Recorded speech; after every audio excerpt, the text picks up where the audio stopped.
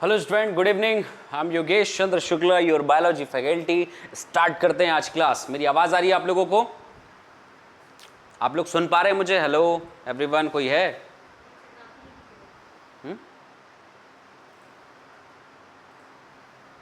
वो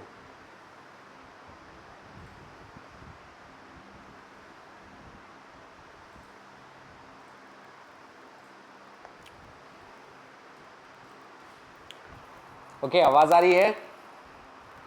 कुछ ही लोग हैं, ठीक है। चलिए स्टार्ट करते हैं। आज का टॉपिक है 11th का अगला टॉपिक। आप लोग उम्मीद है पुरानी वीडियोस देख रहे होंगे और उसमें जो भी प्रॉब्लम्स होंगी आप लोग मुझे बताएंगे, ठीक है। 11th बहुत वास्ट एंड बहुत बेहतरीन सिलेबस है। अभी तक हम लोगों ने पढ़ा क्या है? अभी तक हम लोगों ने पढ़ा, ये तीसरा चैप्टर चल रहा है प्लांट किंगडम के बारे में। मतलब सीधी सी बात है कि हम पूरे पादप जगत के बारे में पढ़ने जा रहे हैं। तो इसके लिए सबसे पहले हम लोगों ने जो टॉपिक चुना वो टॉपिक क्या है? पहला टॉपिक ये है कि ह्यूमन रिप्रोडक्शन में पहला टॉपिक जो हमें चल रहा था, सॉरी प्लांट जो किंगडम है, इसमें जो पहला पार्ट था हम लोगों ने उसमें पढ़ा क्लासिफिकेशन, कि कौन क्लासिफिकेशन कैसे कर रहा है। सबसे पहला हम लोगों ने कृत्रिम वाला पढ़ा, फिर हमने नेचुरल पढ़ा, प्राकृतिक क्लासिफिकेशन, और उसके बाद हम लोगों ने पढ़ा जातिवृत्तीय संबंध। फिर इसके अलावा 3 क्लासिफिकेशन और थे, जिनमें से हमने पहला पढ़ा न्यूमेरिकल टेक्सोनॉमी, फिर कीमोटेक्सोनॉमी, फिर साइटोटेक्सोनॉमी। तो ये टोटल 6 टाइप के हम लोगों ने क्लासिफिकेशन पढ़ा। उम्मीद है वो आप सारे पॉइंट वाइज पॉइंट आप उन्हें एकदम क्लियर आपके दिमाग में बैठ गया होगा। उसमें कोई डाउट ही नहीं होना चाहिए कि कहां पे ये परेशानी जा रही है। तो पहले उन चीजों को पढ़िए, पुराने वीडियोस देखिए और उसके बाद जज करिए कि हमें पढ़ना कैसे है। जो भी स्टूडेंट्स हैं, आप लोग अपनी कमियां, अगर आपको पढ़ने में कोई चीज समझ में नहीं आती है तो आप बताएंगे। बड़ा टॉपिक है, समझ में आसानी से आता नहीं है, इंटरेस्ट नहीं आता पादप के बारे में पढ़ने में, लेकिन हमें लाना है। हमें उस दुनिया के इतने बड़े जगत को, प्लांट के बारे में पढ़ना बहुत जरूरी है। यदि हम नहीं पढ़ेंगे तो सोचो फिर क्या होगा। तो अब स्टार्ट करते हैं टॉपिक अगला।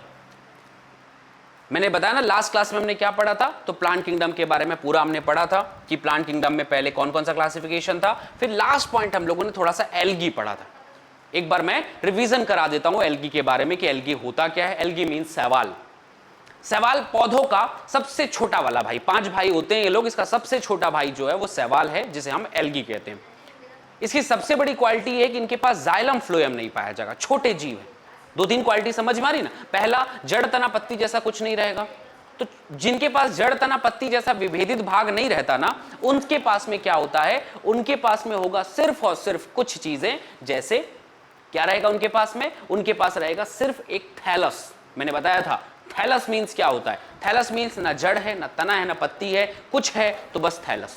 ऐसी संरचनाएं कुछ दिखाई देंगी, थैलस है। इसमें कहीं जड़ तना पत्ती दिखाई दे रहा है, इसमें कहीं जड़ तना पत्ती दिखाई दे रहा है, यहां कहीं जड़ तना पत्ती दिखाई दे रहा है, नहीं, ये सिर्फ थैलस है। तो ये क्वालिटी होती है। दूसरा, पौधे हैं तो हरे होंगे क्योंकि क्लोरोफिल से पाए जाते हैं, प्रकाश संश्लेषी होते हैं, स्वपोषण करते हैं, ये क्वालिटीज इनकी होती है।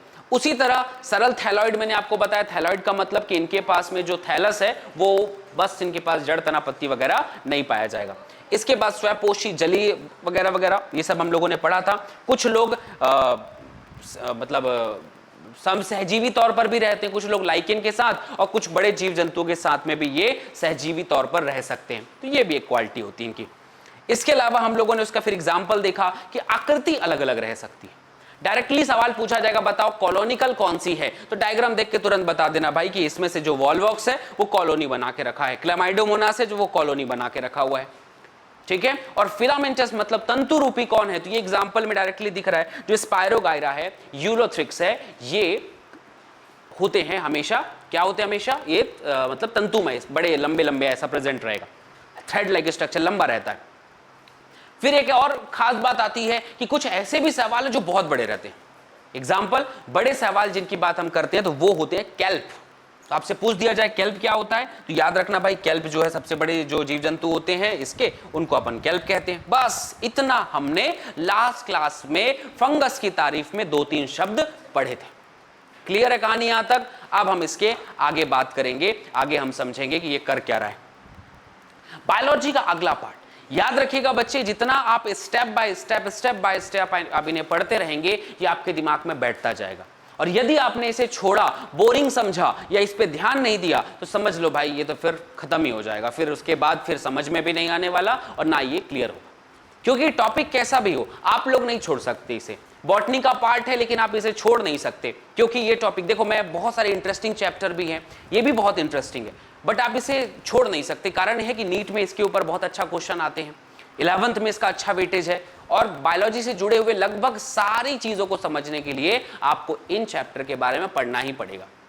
पूरी बायोलॉजी जो 11th की है उसमें से सिर्फ 7 से 8 चैप्टर जो है वो ह्यूमन पे बेस्ड है, ठीक है। बाकी सारे के सारे कुछ मतलब 8 से 10 प्लांट पे बेस्ड हैं, 2-3 जनरल चैप्टर हैं, कोशिकाओं के ऊपर कार्यक्रम करते हैं। तो इसलिए इन चैप्टर्स को आपको ध्यान लगा के पढ़ना है, और इसके लिए बस आपको यही करना है कि बार बार इनका रिवीजन करिए। जितनी बार आप इसका रिवीजन करेंगे आपके मुट्ठी में धीरे धीरे ये आता जाएगा और एग्जाम में भी आपको हेल्प करेगा।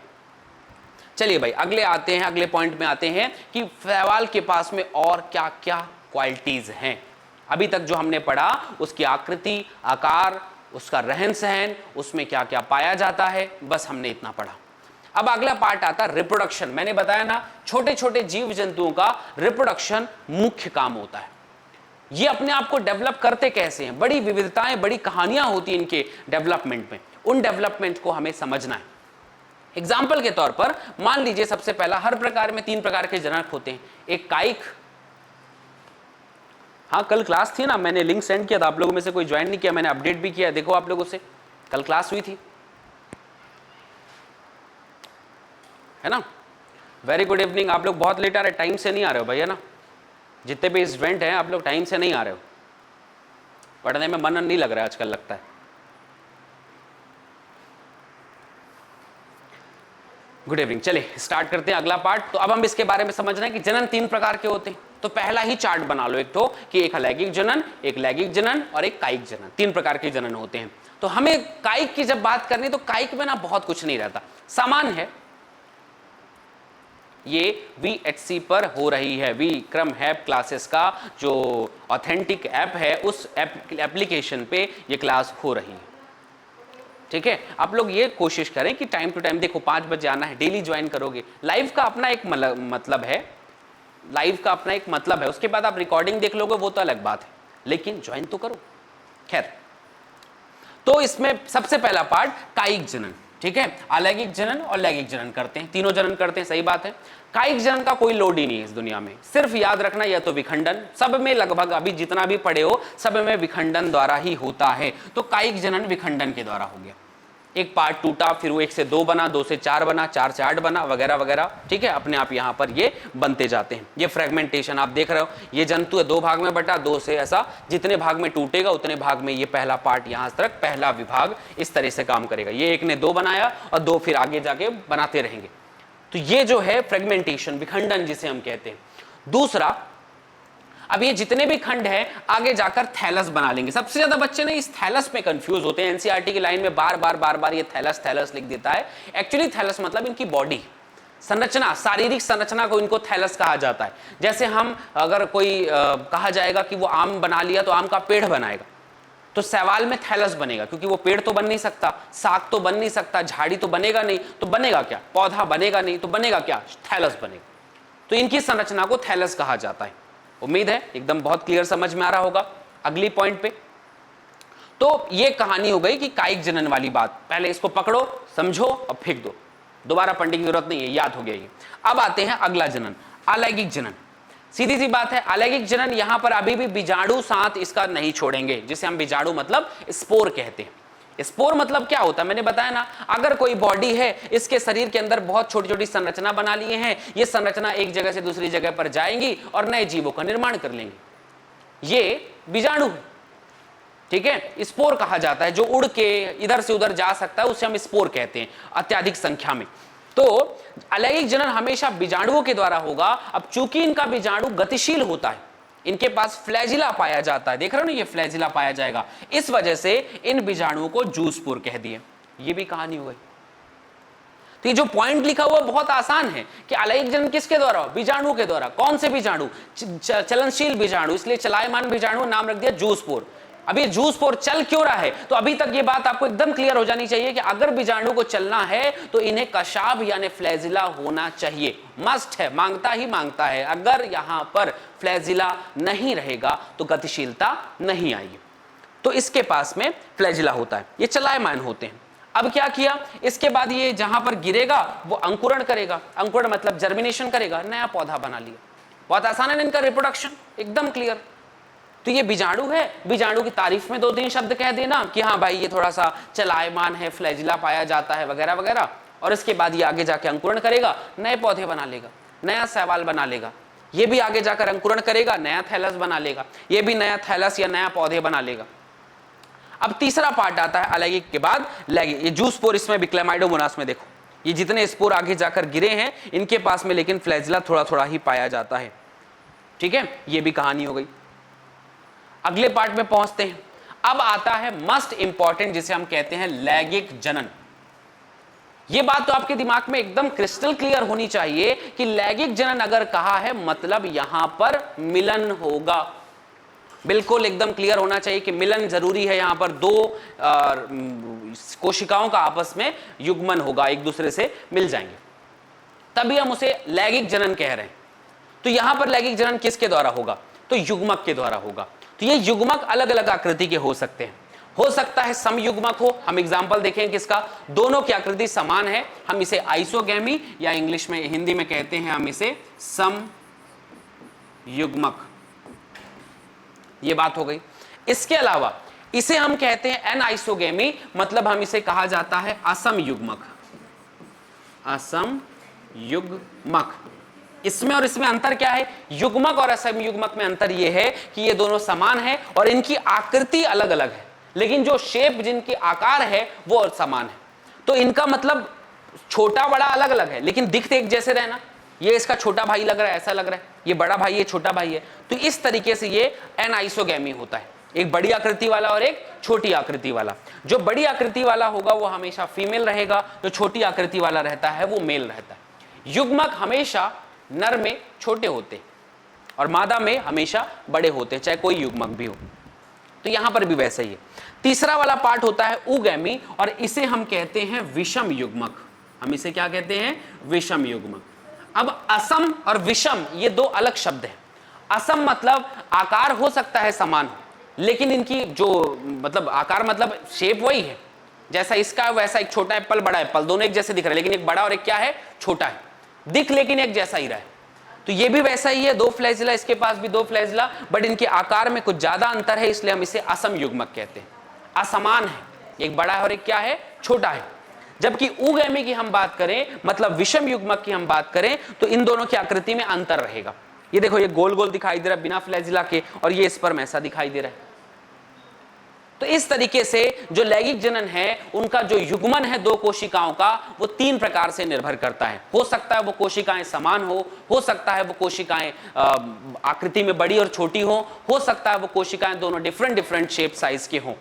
तो ये डिफरेंस है समयुग्मक, असमयुग्मक, विषम युग्मक में। तो सबसे पहली कहानी, सबसे पहला तारीफ, सबसे पहले की समयुग्म की, मतलब आइसोगैमेट्स की।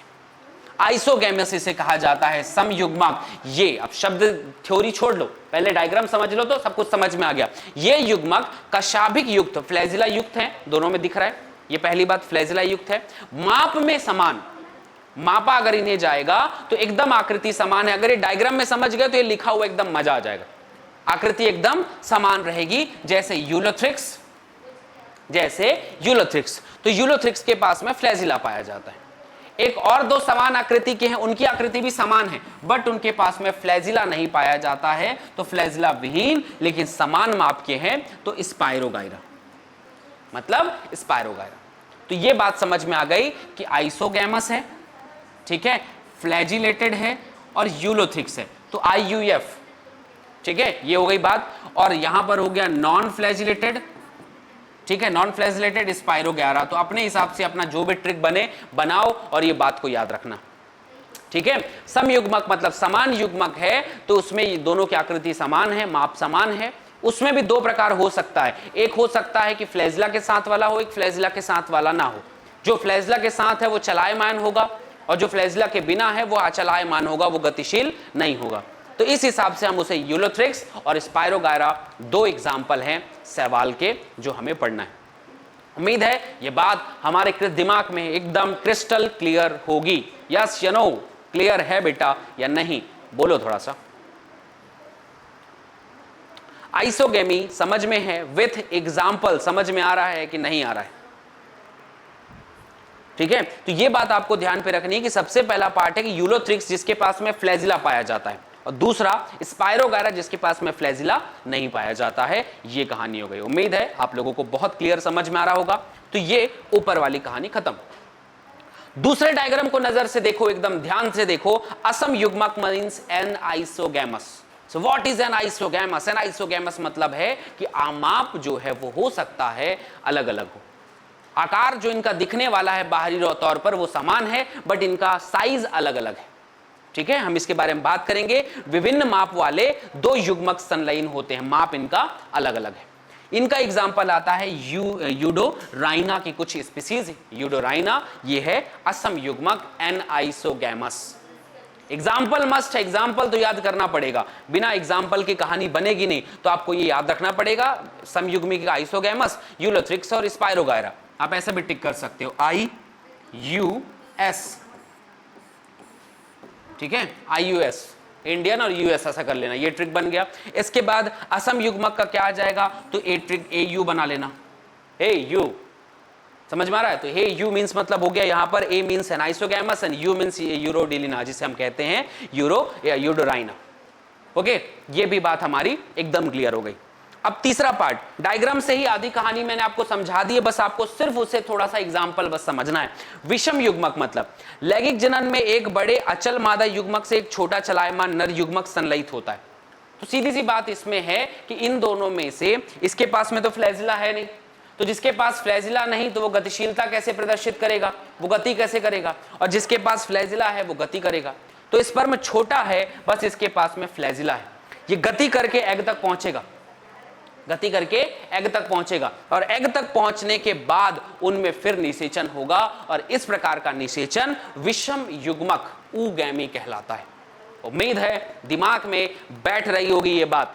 इसका एग्जाम्पल आता है वॉल्वॉक्स एंड फ्यूकस। ये 5 एग्जाम्पल टोटल आपको ध्यान पे रहना चाहिए, वॉल्वॉक्स एंड फ्यूकस। ठीक है, OVF, oogamous, Volvox and Fucus, ये आपके एग्जाम्पल हुए जिसके बेसिस में हमको लैंगिक जनन को क्रिस्टल क्लियर समझना है। उम्मीद है आप लोगों को ये बात एकदम क्लियर समझ में आ रही होगी कि हमें इसे कैसे पढ़ना है। समझ में आ रही बात?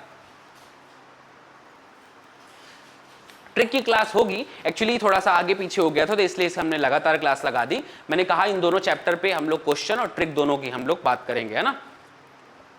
वैसे ट्रिक का भी कुछ रहता नहीं है। ट्रिक मतलब ऐसा है कि मैं पढ़ाता हूँ, जनरली मैं भी खुद पढ़ाता हूँ, उसमें कोई दिक्कत नहीं, लेकिन बच्चे जब अपनी मर्जी से थोड़ा सा बनाते हैं ना तो वो उनके लिए ज़्यादा फायदेमंद होता है। अब मैं ट्रिक बताऊंगा तो आपको ट्रिक को याद करना पड़ेगा, फिर जाके एग्जाम्पल याद होगा तो थोड़ा सा मुश्किल हो जाता है। खैर, लेकिन फिर भी मैं इसकी क्लास लूंगा बहुत जल्दी। मैं भी सैटरडे को खाली रहूंगा, सैटरडे आके ट्रिक की क्लास लेके खत्म कर देंगे। ठीक है, तो हम सैटरडे को ट्रिक की क्लास लेंगे, इस चैप्टर का भी, प्लांट वाले किंगडम का भी, और उसका भी, क्या नाम है उसका, बायोलॉजिकल क्लासिफिकेशन का, दोनों का। हाँ, लेकिन तब तक आपको ये याद रहना चाहिए कि मैं किसका ट्रिक कहाँ पे पढ़ा रहा हूँ, तो ये सब चीज़ रिवीजन करते रहना। रिवीजन नहीं करोगे बेटा बंटा ढार, खत्म कहानी। इसलिए रिवीजन करते रहो, मजा आएगा। अगला सवाल, तो ये लैंगिक जनन वाली कहानी मैंने आपको समझा दी, उम्मीद है एकदम क्लियर होगा। ठीक है भाई, अब आता है सवाल के बेनिफिट्स, कि सवाल के बेनिफिट्स क्या क्या, क्या उपयोगिता है, क्यों उपयोग किया जाता है, वगैरह वगैरह वगैरह, बहुत सारी चीजें, बहुत सारे बेनिफिट्स हैं भाई। तो हम इसको अपन देखते हैं कि मनुष्य के लिए सवाल बहुत ज्यादा उपयोगी है। ठीक बात है भाई, उपयोगी है तो क्यों उपयोगी हो ये भी बताओ।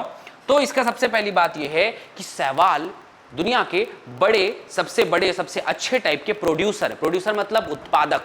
पौधे हमेशा उत्पादक होते हैं, सूर्य का प्रकाश लेकर प्रकाश संश्लेषण करते हैं और उसके बाद ऊर्जा का उत्पादन करते हैं, फिर उस ऊर्जा को हम लोग या हमारे जैसे जीव जंतु खाते हैं, तो ऊर्जा का स्थानांतरण होता रहता है। तो ये पूरा स्थानांतरण, ये पूरी कहानी जो है शैवाल के द्वारा शुरू होती है और ये बहुत ज्यादा मात्रा में उपयोगी है। अब इसका डेटा देखो, तो पृथ्वी पर प्रकाश संश्लेषण के दौरान स्थिरीकरण कार्बन डाइऑक्साइड का लगभग 50% भाग शैवाल करते हैं। इस दुनिया में जितना भी मतलब कहना चाहिए फिर कार्बन डाइऑक्साइड है, उसे लेने का काम, उसे एटमॉस्फेयर से वापस अपने खींचने का काम पौधे बोलते हैं, कार्बन डाइऑक्साइड को शोषित करते हैं और ऑक्सीजन छोड़ते हैं। तो कार्बन डाइऑक्साइड का उपयोग करके पूरी दुनिया में जितने पौधे हैं वो तो कर ही रहे हैं, लेकिन उनमें से 50% भाग जो है वो शैवाल कर रहे हैं। वो शैवाल के द्वारा हो रहा है, शैवाल इन्हें डेवलपमेंट बनाकर रखे हुए हैं। इसके अलावा जो शैवाल है, अब जहां पर शैवाल रहेंगे कार्बन डाइऑक्साइड को लेंगे और ऑक्सीजन को क्या करेंगे, छोड़ेंगे। तो जिस भी क्षेत्र में ये लोग रहते हैं, शैवाल लोग जहां पर भी रहेंगे, जिस क्षेत्र में भी रहेंगे, वहां पे ऑक्सीजन की मात्रा को, वो भी घुली हुई ऑक्सीजन, पानी में घुली हुई ऑक्सीजन की मात्रा को भी बढ़ाते हैं। अब पानी में घुली हुई ऑक्सीजन की मात्रा बढ़ेगी तो वहां पे रहने वाले जीव जंतु जो हैं उनके लिए भी अच्छा रहेगा। बिल्कुल रहेगा कि नहीं रहेगा। वहां पे मछली रह रही हैं, कीड़े मकोड़े जो भी रह रहे हैं, वो उनके लिए बहुत अच्छा होगा। इसलिए शैवाल जब लगता है तो वहां पर जीव जंतु बहुत आसानी से रहने लग जाते हैं। ये दो बात हो गई। तो ऑक्सीजन लेता, ऑक्सीजन को छोड़ता भी है, ये भी फायदा है, और कार्बन डाइऑक्साइड को लेता है, ये भी बड़ा फायदा है। लेकिन पूरी दुनिया का 50% भाग अकेले शैवाल ने, इस छोटे से पौधे ने कर रखा है। अब प्रकाश संश्लेषण कर रहा है तो ऊर्जा के प्राथमिक उत्पादक है। प्राथमिक उत्पादक हमेशा कौन होता है, पौधे। और इसके कारण से बहुत महत्वपूर्ण है, क्योंकि इसके बाद के जो जलीय प्राणियां हैं उनके लिए खाद्य चक्रों का आधार है। पौधे ही तो सबसे पहले खाद्य चक्र, मतलब भोजन का सबसे बड़ा बेस क्या है, पौधे। उन्हें सूर्य से मिलता है, वो सूर्य से प्रकाश को लेकर वो अपना न्यूट्रिशन बनाते हैं, फिर उनके द्वारा दी गई चीजों को हम लोग खा पी के अपना जीवन चलाते हैं। तो ये इसकी बात हो जाती है, जिसे हम लोग बेनिफिट्स कहते हैं। ये बात हो गई। तो एक चक्र बनाने में मदद करते हैं और प्रकाश संश्लेषण में मदद करते हैं, ये बेनिफिट्स हैं इसके। अब कुछ अगले बेनिफिट्स के बारे में जानते हैं और क्या करता है।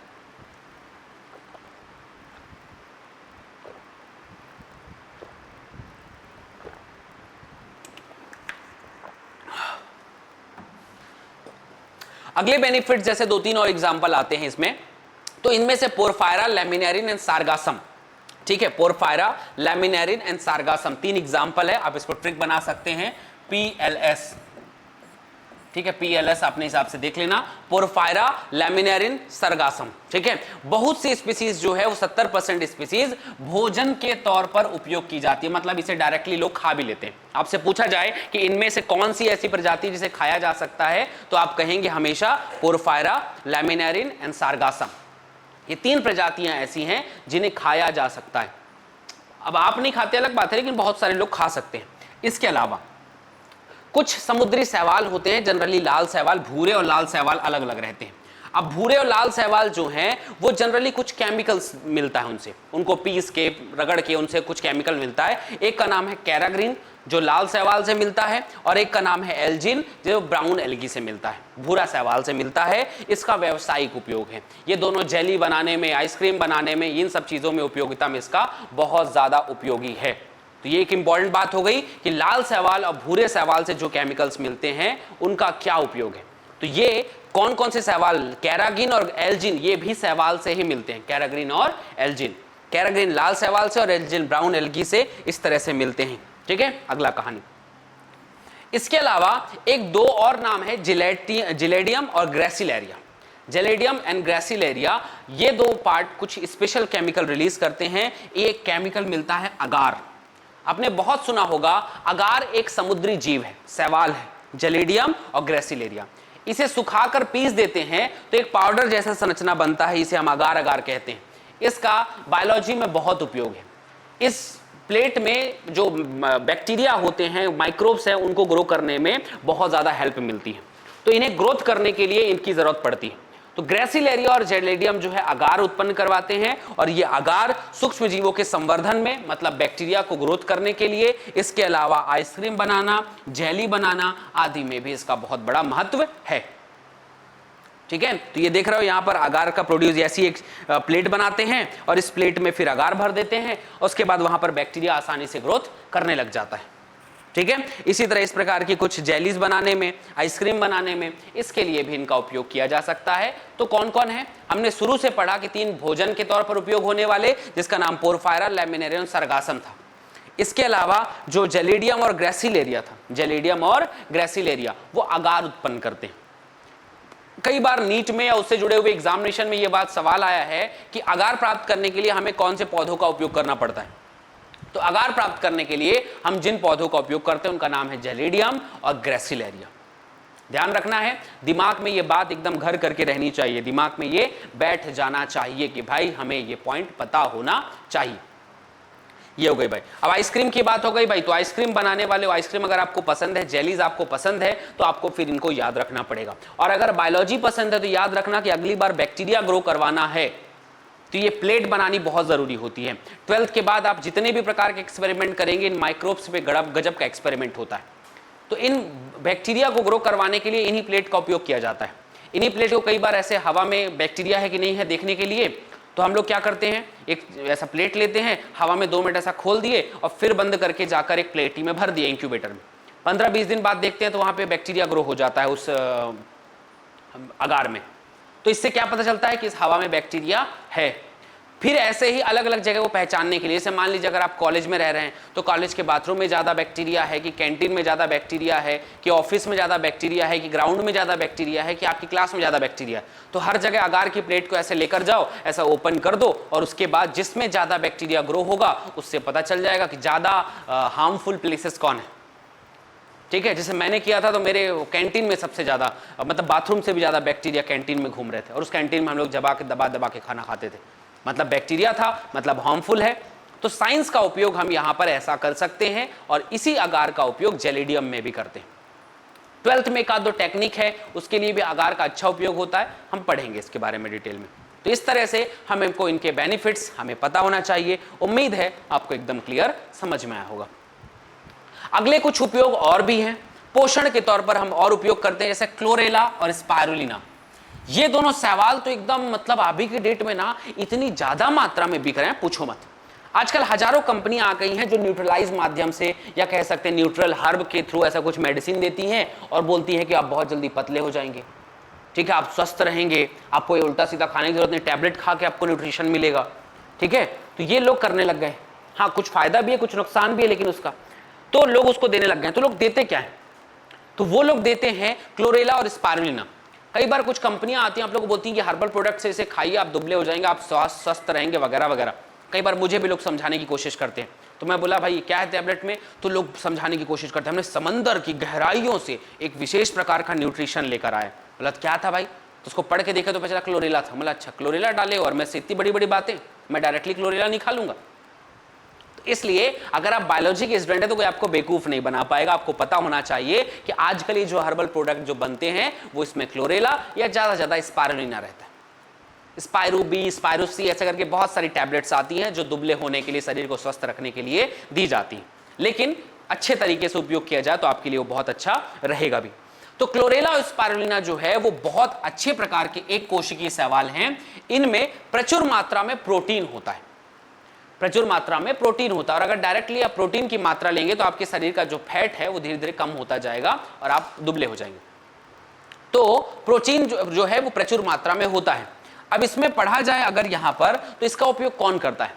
अब जो अंतरिक्ष यात्री होते हैं, जो जेट में जाते हैं, like Kalpana Chawla, Rakesh Sharma, Neil Armstrong, अब ये लोग अंतरिक्ष में जाते हैं। शुरू में सुनने में आता मुझे लगता था भाई ये कैसे जाएगा, क्योंकि बचपन में जब हम पढ़ते थे उस समय कल्पना चावला की कथाएं बहुत फेमस थी, इंग्लिश की बुक में भी, हिंदी की बुक में भी बड़ा फेमस सुनने मिलता था, दिल में बहुत इज्जत थी। उसी समय कल्पना चावला की डेथ हुई थी, तो मतलब आसपास में हम लोगों को उस बचपने में सुनने मिलती थी कहानी। तो एक बात दिमाग में उस समय भी ये चलती थी कि अगर ये लोग, वो पता चला पेपर में पढ़ने में बोला कि वो 2-2.5 साल वही बेचारी थी वहां पर, ठीक है, हमारे अर्थ से अंतरिक्ष में थी, तो ये भी पता चलता कि वो 2 साल अंतरिक्ष में रहती कैसे होगी, कहाँ रहती रही होगी, खाना क्या खाती होगी, ठीक है, नहाना धोना कैसे होता होगा, ये सब कैसी चीज समझ में आती है। तो एक बात समझ में आती है, अंतरिक्ष यात्री जो जाते हैं वो ये सब कुछ नहीं करते, खाने के तौर पर वो कुछ टैबलेट्स लेकर जाते हैं, उनका पेस्ट लेके जाते हैं, और वो पेस्ट बना होता है क्लोरेला और स्पायरुलिना का। क्लोरेला और स्पायरुलिना की जो टैबलेट्स हैं वो उनको खाते हैं। इसकी क्या उपयोगिता है, इसकी उपयोगिता ये है कि देखो भाई, एक मैं मस्ती वाला पार्ट है, मजाक वाला, लेकिन इंपॉर्टेंट है। अगर वो वहां पर जाएंगे, दाल चावल सब्जी भाजी इतना सब लेकर जाएंगे मान लो खाने के लिए, तो 2.5 साल का राशन, समझ रहे हो, मतलब उनको स्पाइस जेट में, मतलब काम की कंप्यूटर से ज्यादा उनको राशन गल्ला रखना पड़ेगा। फिर दूसरी बात, वहां पे जलाएंगे खाना कैसे, बनाएंगे कैसे, तो बड़ी समस्या हो जाएगी। तो उनको भूखे रहने की आदत होती है, और उनको शरीर को क्या चाहिए, ऊर्जा, और ये स्पायरुलिना से मिल जाती है। तो ये टैबलेट शरीर में जाती है, जितनी मात्रा में ऊर्जा की आवश्यकता है उसकी पूर्ति कर देती है। हमें इसकी जरूरत होती है, हमें ऊर्जा की आवश्यकता। हम खाना क्यों खाते हैं? ऊर्जा के लिए, ना कि पेट भरने के लिए।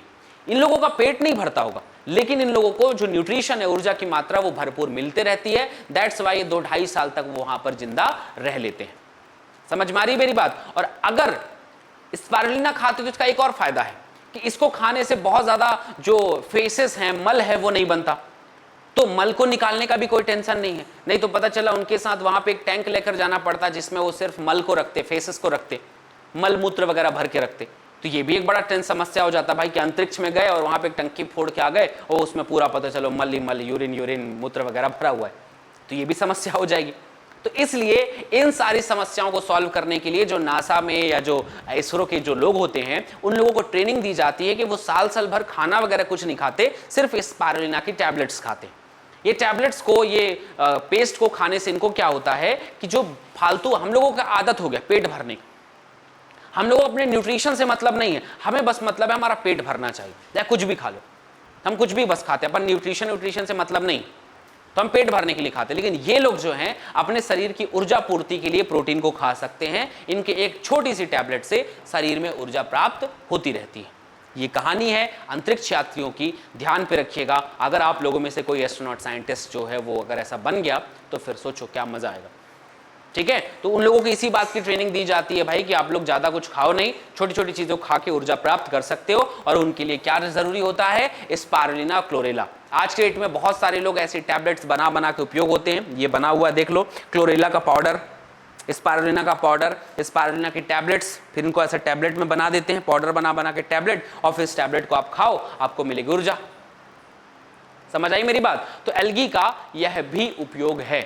इस तरह से भी हम एल्गी का उपयोग करते हैं, उसको समझते हैं, जानते हैं, परखते हैं। क्या बोलते हो बच्चा लोग, समझ में है? यस या नो?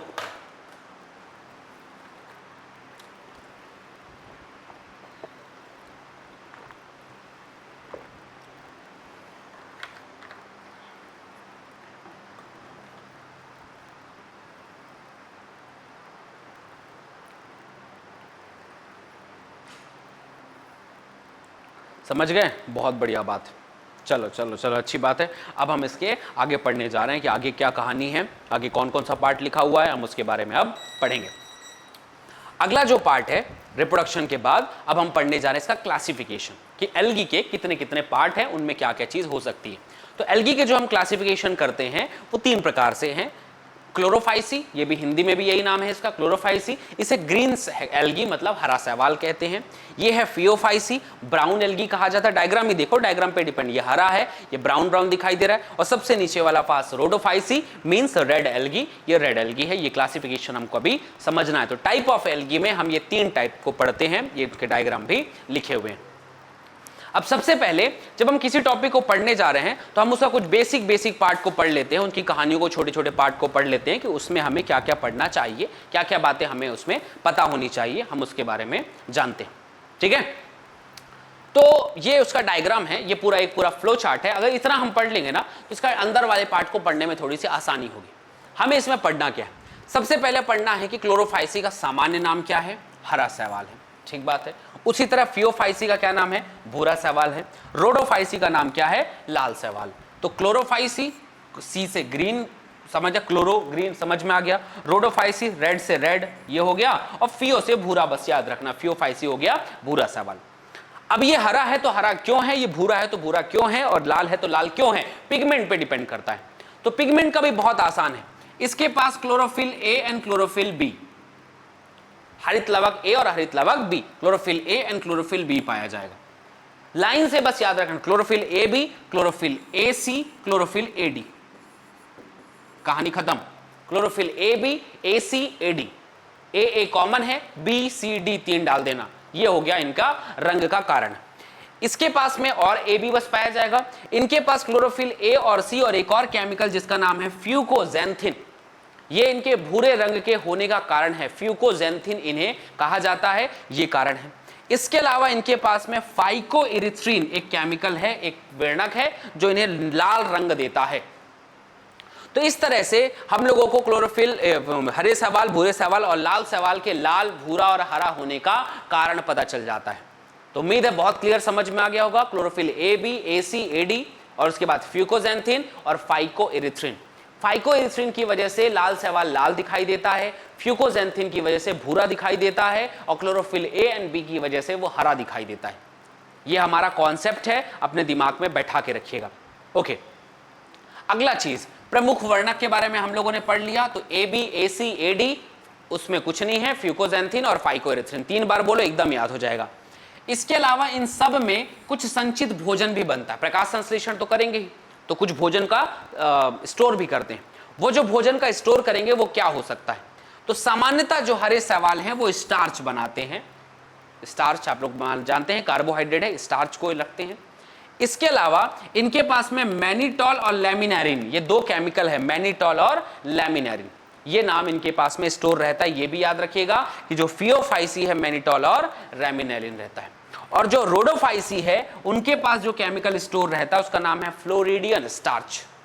क्या नाम है? Floridean starch. तो एक बार लिखो, फिर खुद से पूछो, फिर याद करने की कोशिश करो। तो सबसे पहला स्टार्च, उसके बाद लैमिनाल एंड मैनिटोरिन और उसके अलावा मैनिटॉल एंड लैमिनारिन और उसके बाद जो है मतलब क्या बोलेंगे उसको, फ्लोरिडियन स्टार्च। क्या नाम है उसका? Floridean starch. इस तरीके से इनके स्टोरेज मटेरियल के बारे में भी हम लोगों ने समझ लिया।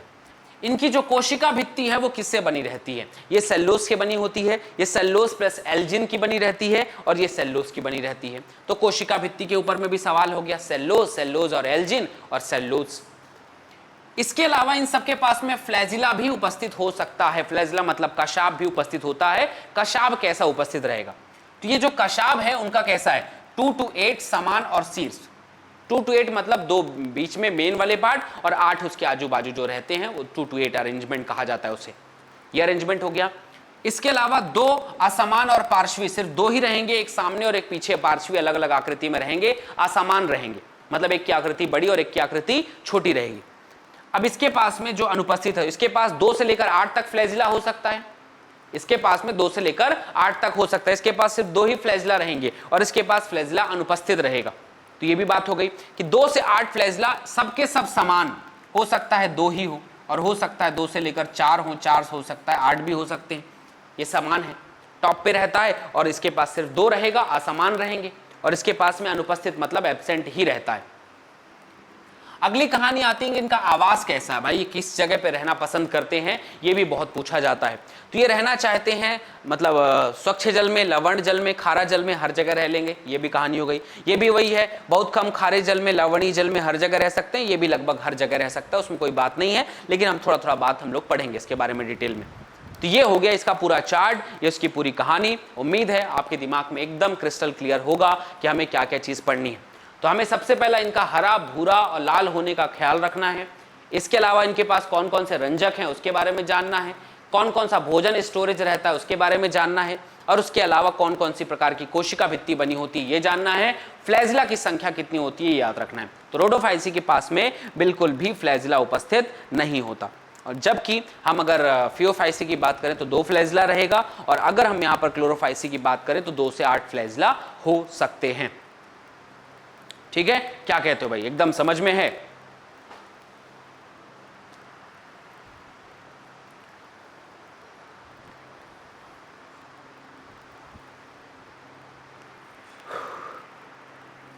है समझ में? बोलो भाई जल्दी, आ रहा है इस क्लास में कि दिमाग में आ रहा है कि नहीं आ रहा है?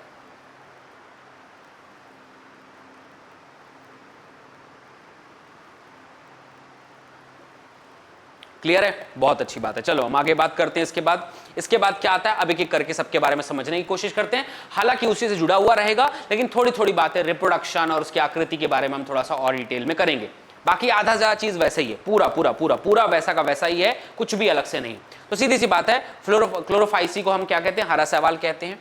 फाइसी है ना, पाव मत लिखना इसमें।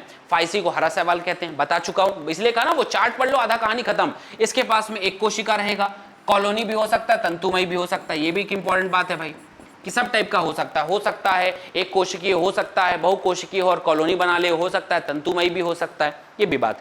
क्लोरोफिल एंड बी के कारण का रंग हरा घास के जैसा रहता है, हरा रहता है, इसलिए इसको क्लोरोफाइसी कहते हैं, ये भी मैं पढ़ा चुका हूं। अब इनकी बात आती है, इनमें क्लोरोप्लास्ट पाया जाता है। क्या पाया जाता है? क्लोरोप्लास्ट। तो जैसे मान लो ये कोशिका है और इस कोशिका का ये क्लोरोप्लास्ट, ठीक है। अब ये क्लोरोप्लास्ट हमेशा अलग अलग प्रकार की आकृति का रहता है, कभी कभी प्लेट की तरह, कभी कभी डिस्क की तरह, कभी कभी सर्पिल, कभी कभी रिबन आकार, कभी जालिकाकार, कभी कप के आकार का, विभिन्न विभिन्न प्रकार के रहता है, कोई बहुत बड़ी चीज नहीं। तो कप के, सर्पिल आकार का अलग अलग आकृति के होते हैं, ये क्लोरोप्लास्ट इनके पास में पाया जाता है। तो ये संरचना है, कुछ तंतुनुमा है, कुछ शैवाल है, ऐसा अलग अलग टाइप के प्रेजेंट होंगे। क्लोरोप्लास्ट भी आप देखो, इसमें ये क्लोरोप्लास्ट अलग आकृति का, इसका आकृति क्लोरोप्लास्ट अलग, इसका अलग, इसका अलग, इसका अलग, इसका अलग, इसका अलग, है ना। तो क्लोरोप्लास्ट की आकृति अलग अलग है, सब अलग अलग आकृति की यहां पर क्लोरोप्लास्ट उपस्थित हैं। अब इस डायग्राम के ऊपर में सवाल आता है कि अधिकांश में क्लोरोप्लास्ट जो होता है जनरली एक या थोड़ा सा अधिक रहता है, एक से अधिक पारेनॉइड पाए जाते हैं। तो पारेनॉइड का मतलब क्या? इस स्ट्रक्चर में देखो, ये जो पार्ट दिखाई दे रहा है ये पारेनॉइड कहलाता है। तो इनके पास में पारेनॉइड भी पाया जाता है। पारेनॉइड, क्लोरोप्लास्ट के अंदर पारेनॉइड भी पाया जाता है। पारेनॉइड स्टार्च होते हैं। अभी पारेनॉइड है क्या? पारेनॉइड एक प्रकार का स्टार्च है और इसके चारों तरफ जो केमिकल प्रेजेंट रहते हैं स्टार्च, और अंदर प्रोटीन भरा हुआ रहेगा। What is पारेनॉइड? पारेनॉइड बाहर से स्टार्च और अंदर की तरफ में भरा हुआ प्रोटीन पारेनॉइड कहलाता है। तो कुछ सवाल में तेल बूंदक के रूप में भोजन भी संचयित होता है। आपसे पूछेगा क्या क्या भोजन संचयित होता है, क्या क्या भोजन को रोक कर रखते हैं। तो सबसे पहला तो स्टार्च, वो रहेगा पारेनॉइड में। पारेनॉइड कहां रहता है? क्लोरोप्लास्ट में, तो वो पारेनॉइड में रहता है। इसके बाद उसमें तेल बूंदक मतलब ऑयल ड्रॉपलेट्स के फॉर्म में भी ये लोग रहते हैं, ऑयल के ड्रॉपलेट्स के फॉर्म में। हरे शैवाल प्रायः एक कठोर कोशिका भित्ति से कवर रहते हैं और जिसका हम कहते हैं सेल्यूलोज। इनके पास में दो प्रकार की परत पाई जाएगी। सबसे बाहर वाली परत पाई जाती है सेल्यूलोज से, और उसके अंदर वाली परत जो है उसे हम कहते हैं पेक्टोज।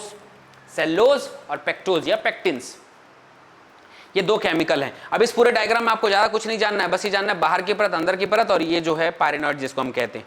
तो अंदर की तरफ में प्रोटीन और बाहर की तरफ में जो ये सेल है जिसे हम स्टार्च ग्रेन्स कहते हैं, इस तरीके से ये प्रेजेंट रहता है और इसे हम क्लोरोफाइसी कहते हैं। क्या कहते हैं? क्लोरोफाइसी। ये मेन चीज है क्लोरोफाइसी का। अब इसके कुछ कुछ एग्जाम्पल लिखे हुए हैं, जैसे क्लैमाइडोमोनास हो गया, यूलोथ्रिक्स हो गया, स्पायरोगाइरा हो गया, वॉल्वॉक्स हो गया, कारा हो गया, ये सब इसके एग्जाम्पल हैं। तो आप अपने हिसाब से यहां पर ट्रिक बना सकते हैं, जो भी आपको मन करे,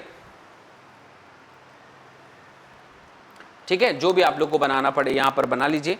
CV, ठीक है, SCU या SUV, जो भी अपने हिसाब से बना सकते हो। यहां पर ट्रिक बना लो, यहां पर जैसे कर सकते हो CC, ठीक है। पहला हो गया क्लैमाइडोमोनास, उसके बाद हो गया कारा, ठीक है, उसके बाद वॉल्वॉक्स,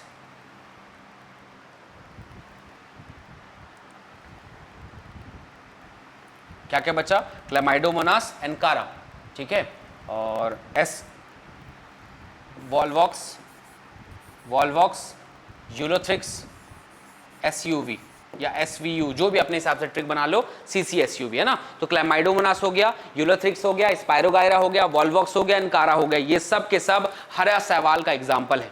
किसका एग्जाम्पल है? हरा शैवाल। जो ग्रीन एल्गी होते हैं वो कुछ इस तरीके से ही होते हैं। तो ये पार्ट आप लोगों को याद रखना है, इसके डायग्राम भी याद रखने हैं कि कौन कौन सा पार्ट इसमें आता है। इसके बाद इसके जनन वाला पार्ट और इसके आगे की डिटेल फिर हम लोग पढ़ेंगे नेक्स्ट क्लास में। इतनी चीज आप लोग बिल्कुल ध्यान पर रखेंगे, ठीक है। इसे हम ग्रीन एल्गी कहते हैं। इतना क्लियर रखिए, इन चीजों को बार बार पढ़िए और उसके बाद जो समझ में नहीं आए याद करते रहिएगा मुझे, ठीक है। इसके आगे का पार्ट, इनका रिप्रोडक्शन कैसे होता है, कैसे कैसे ये आगे बढ़ते हैं, ये सब बात फिर हम लोग नेक्स्ट क्लास में करेंगे, ठीक है। चलो, थैंक यू सो मच, अपना ध्यान रखिएगा, जरूर पढ़ते रहिए। Bye bye.